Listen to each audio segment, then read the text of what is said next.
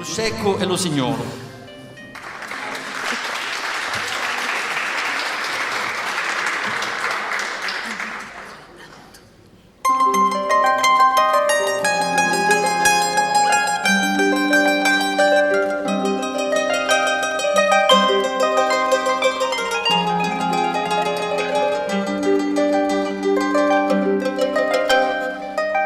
Signor beato e solitario, con competenza e vera maestria, un tutto personale il repertorio, cantava una mattina alla campia, tutti l'armali stavano a ascoltare, di belli vocalizzi e melodie, una musica stessa non si sentiva volare, per l'armonia che attorno si sentia, tutti l'armali stavano a ascoltare, di belli vocalizzi e melodie, una musica stessa non si sentiva volare, per l'armonia che attorno si sentia.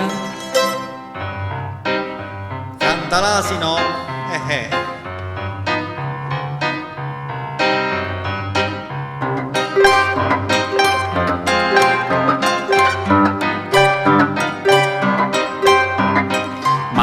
chi passava da vicino ci venne per testa di cantare, gli sa la cura, si inarca lo schino, ma ci riuscì la bocca sbarracchiata.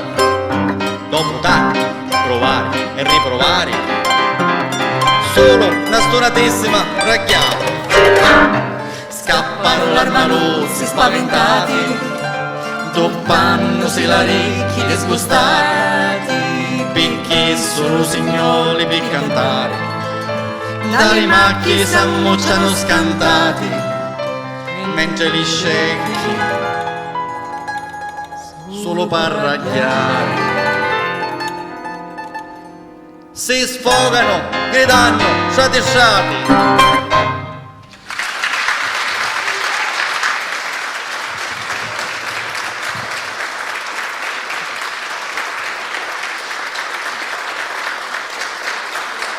Grazie. Che dire, se questo scecco, se questo asino fosse vissuto ai tempi nostri, probabilmente avrebbe avuto un profilo sui social, un profilo Facebook o anche Twitter, avrebbe twittato ragliando le sue cose, chissà quanti follower avrebbe. Però una cosa c'è, che lo scecco ha uno zoccolo, non ha le dita, quindi non può suonare né il pianoforte né anche l'arpa come i nostri ragazzi.